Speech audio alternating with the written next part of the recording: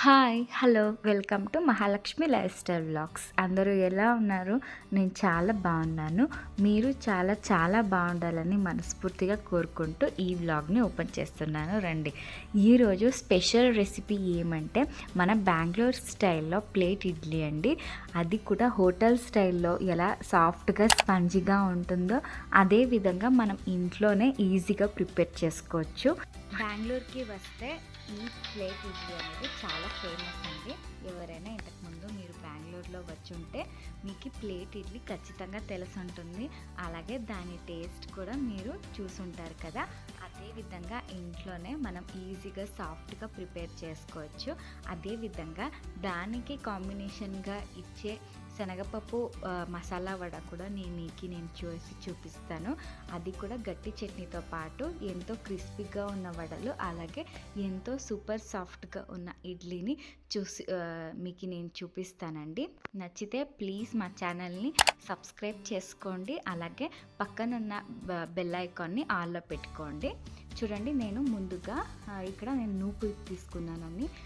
నూకులు అనేది చాలా మంచి టెక్స్చర్ అనేది ఇస్తుంది ఇడ్లీకి. మీకు నూకులు అవైలబుల్ లేదంటే మీరు ఇడ్లీ రవ్వ కానీ లేదా ఇడ్లీ బియ్యం కానీ మీరు వాడుకోవచ్చు. చూడండి, నేను ఇలా కప్పు నిండగా నేను దీన్ని 2 కప్స్ రైస్ తీసుకుంటున్నాను. 2 కప్స్కి 1 కప్పు నేను ఇక్కడ మినపపప్పు అనేది తీసుకుంటానండి. అంటే 2 కప్కి 1 కప్పు మెజర్మెంట్తో మీరు తీసుకోవాలి. 2 కప్పు బియ్యం యాడ్ చేసుకుంటే 1 కప్పు పప్పు వేసుకోవాలండి. ఇది పక్కా మెజర్మెంటు. ఇలా వేసుకునేదైతే చాలా ఫ్లఫీగా వస్తుంది. నేను 4 కప్పు రైస్ తీసుకున్నాను. దానికి 2 కప్స్ పైన నేను పప్పు తీసుకుంటున్నానండి. చూడండి, దీన్ని బాగా వాష్ చేసుకొని ఒక 2 టైమ్స్ దీన్ని సపరేట్గా నానబెట్టుకోవాలి. బియ్యం అనేది సపరేట్గా నానబెట్టుకోవాలి. అదేవిధంగా పప్పు అనేది కూడా సపరేట్గా నానబెట్టుకోవాలి. చూడండి, నేను ఒక 2 టైమ్స్ బాగా వాష్ చేసుకొని ఇప్పుడు లాస్ట్లో నేను మంచినీళ్ళతో కనీసం దీన్ని 8 to 9 అవర్స్ అయినా బాగా నానబెట్టాలండి. అప్పుడు నానితేనే ఇడ్లీ అనేది చాలా సూపర్ సాఫ్ట్గా వస్తుంది. నేను తీసుకునేది నూకులు కాబట్టి ఇంకా పర్ఫెక్ట్గా వస్తుంది. మీరు తప్పకుండా నూకుల్ని వాడడానికి ట్రై చేయండి. చూడండి, అదేవిధంగా నేను ఇక్కడ మినపప్పు కూడా అదే విధంగా తీసుకుంటున్నాను. దీన్ని కూడా అంతే, నేను 4 కప్పు బియ్యం తీసుకున్నాను కదా, అందుకే నేను ఇక్కడ 2 కప్స్ పైన నేను పప్పు తీసుకుంటున్నాను. దీన్ని అంతే ఒక 2 టైమ్స్ బాగా వాష్ చేసుకుని తర్వాత దీనికి ఒక మంచి నీళ్ళు యాడ్ చేసి దీన్ని అంతే సపరేట్గా ఒక 8 to 9 అవర్స్ అయినా బాగా నానాలండి.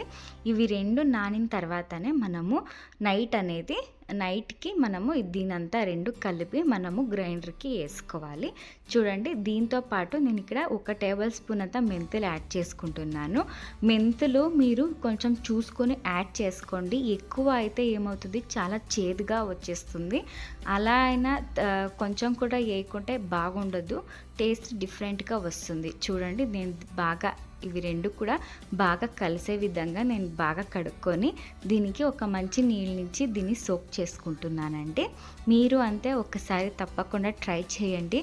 మీరు మళ్ళీ చేసుకొని తినట్టు ఈజీగా ఉంటుంది. కానీ మీరు పొద్దున్ననే నానబెట్టుకుంటే ఈవినింగ్కి మీరు పిండి రుబ్బుకోవడానికి సరిపోతుంది. చూడండి, ఇప్పుడు ఆల్రెడీ సాయంత్రం అయిపోయింది. ఇప్పుడు నేను అటుకులు తీసుకున్నానండి. ఇది పేపర్ అటుకులు అంటారు కదా, చాలా పల్చగా ఉన్న అటుకులు, అవి తీసుకున్నాను. అదే ఎంత అంటే 3/4 కప్ అయినా అవుతుంది కదా, అంతవరకు నేను తీసుకున్నాను. చూడండి, ఎక్కువ కాదు తక్కువ కాదు, కప్పుకి ఇంత సరిపోతుంది. ఎక్కువ అయితే ఏమవుతుంది, ఇడ్లీ చాలా పల్చగా అయిపోతుందండి. తక్కువ వేసుకుంటే అంత సాఫ్ట్గా రాదు. చూడండి, దీన్ని కూడా అంతే ఒక 2 టైమ్స్ పైన మనం వాష్ చేసుకొని దీన్ని కూడా అంటే ఒక 1/2 అవర్ నానబెడితే సరిపోతుంది. నేను దీన్ని పేపర్ అటుకులు తీసుకున్నాను కాబట్టి ఇంత నానితే సరిపోతుంది. అదే మీరు గట్టిగా ఉన్న అటుకులు తీసుకుంటే ఏమైనా అంతే మీరు ఒక 3 అవర్స్ ముందే మీరు నానబెట్టుకుంటే సరిపోతుంది. దోసకైనా సరే లేదా ఇడ్లీకైనా సరే మీరు పల్చగా ఉన్న అటుకులనే తీసుకోవడానికి ప్రిఫర్ చేసుకోండి. చూడండి, నేను దీన్ని ఒక 30 మినిట్స్ నేను దీన్ని సోక్ అవ్వడానికి ఇస్తాను. అంతలోపు మనం పిండి రుబ్బుకుందాం రండి. చూడండి, అప్పుడే నేను పప్పు తీసుకున్నాను కదా, మినప్పప్పు, అదంతా చాలా బాగా నాని ఇలా బాగా పొంగిందండి. సో నేను దీన్ని బాగా వడకట్టుకొని ఇప్పుడు నేను దీన్ని గ్రైండర్కి వేసుకుంటాను. చూడండి, గ్రైండర్ ఉంటే ఖచ్చితంగా మీరు గ్రైండర్నే వాడండి, లేదు అంటే మిక్సీలో కూడా మీరు వేసుకోవచ్చు. కానీ మిక్సీలో వేసుకుంటే అంత సూపర్ సాఫ్ట్గా రాదు.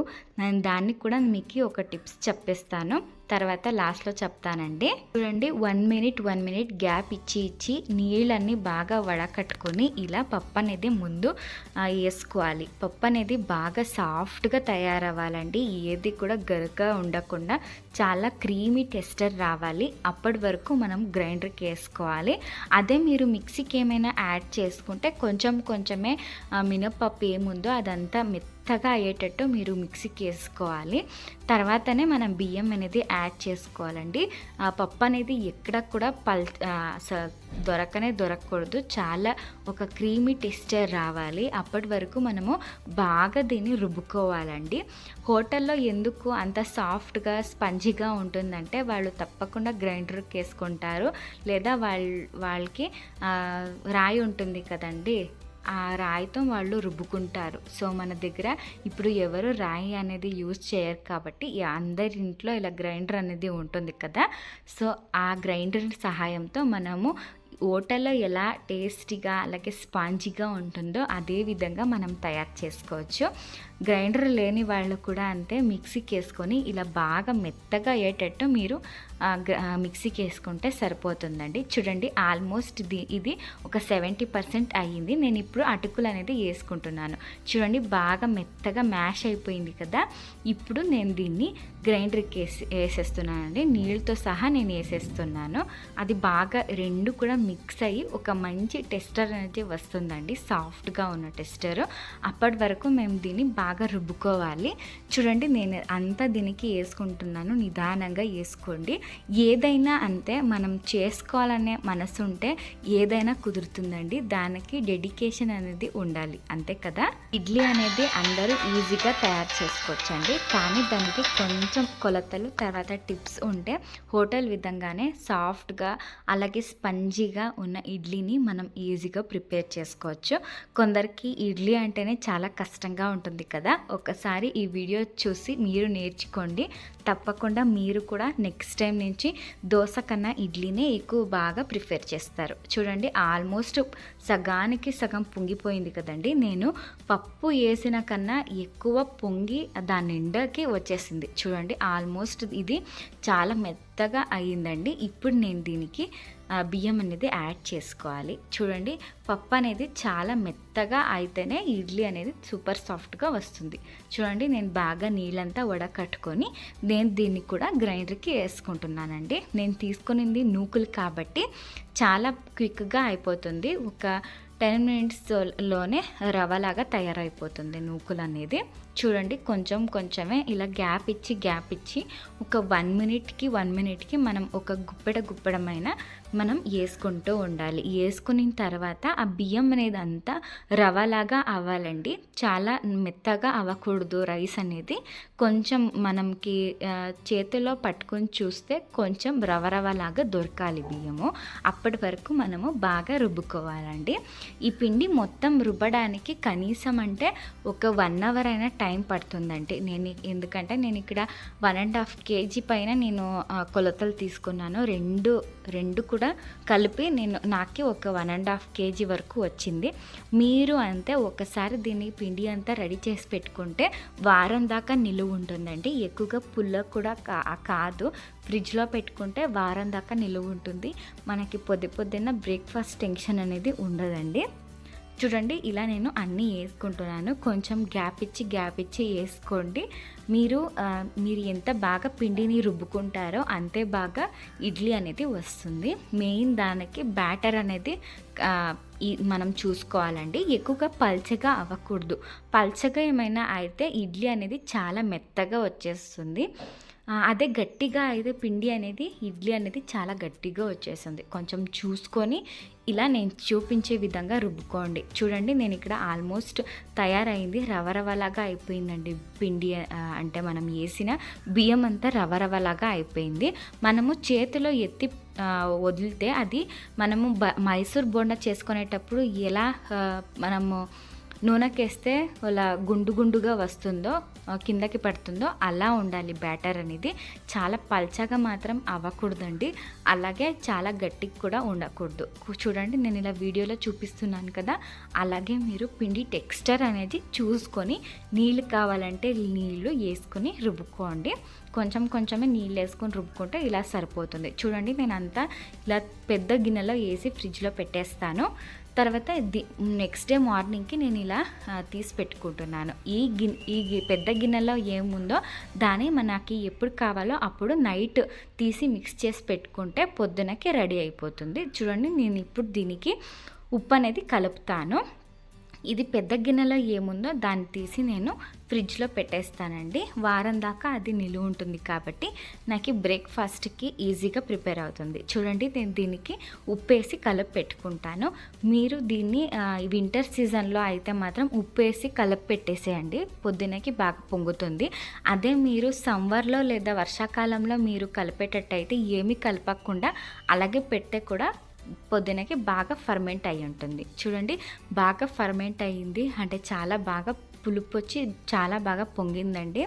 చూడండి ఇలా బాగా పొంగితేనే ఇలా ఎలా నేను పడుతుందో పిండి అలా పడితేనే ఇడ్లీ అనేది చాలా సూపర్ సాఫ్ట్గా వస్తుంది. ఇప్పుడు నేను మీకు ఒక టిప్స్ చెప్తాను. అది ఏమంటే మీరేమైనా మిక్సీకి వేసుకుంటే పిండి అనేది చాలా గట్టిగా అవుతుంది కదా, నేను దీనికి టిప్ చూపిస్తాను. చూడండి నేను ప్లేట్లో నేను దీన్ని వేసుకుంటున్నాను కాబట్టి ప్లేట్కి నేను నెయ్యి వేసుకొని ఇలా అన్నీ రెడీ చేసి పెట్టుకుంటాను. మీరు కావాలంటే నూనె కూడా వేసి పెట్టుకోవచ్చు. నెయ్యి వేసుకుంటే ఇంకా బాగా టేస్టీగా వస్తుంది. అన్ని ప్లేట్లో కూడా నేను ఇలాగే నెయ్యి అంతా దానికి అయ్యేటట్టు చూపిస్తున్నాను. చూడండి నేను అప్పుడే టిప్స్ చెప్తాను అన్నాను కదా, అదే ఈ టిప్స్. మీరు ఈనో పౌడర్ అనేది కనీసం ఒక 1/2 టేబుల్ స్పూన్ అయినా వేసుకోవాలండి. ఈనో అనేది వేసుకునేటట్టయితే ఇడ్లీ అనేది చాలా సూపర్ సాఫ్ట్గా వస్తుంది.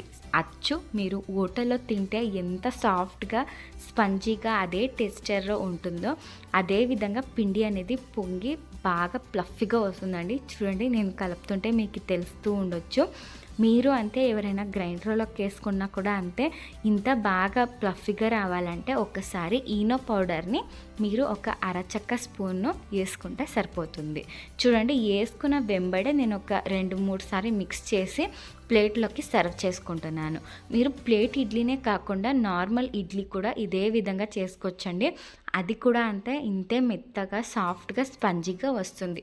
చూడండి నేను అన్ని ప్లేట్ కూడా ఇలాగే నేను వేసి రెడీ చేసి పెట్టుకుంటానండి. చూడండి నేను ఆల్రెడీ అన్నీ వేసుకుని ఇలా ఇడ్లీ స్టాండ్లోకి పెట్టుకున్నాను. దానికి ముందే ఒక పెద్ద గ్లాస్ నిండా వాటర్ని ఒక పెద్ద గిన్నెలో మరగనిచ్చాలండి. మరగనిస్తే అప్పుడు మనము ఈ ఇడ్లీ ప్లేట్స్ అనేది అంతా దానిలోకి వేయాలి. చూడండి నేను ఇక్కడ ఒక పెద్ద కుక్కర్లో నీళ్ళు అనేది బాగా బాయిల్ అయిన తర్వాత నేను దీన్ని ఇడ్లీ స్టాండ్ని పెట్టేసి దీన్ని మూత మూయాలండి.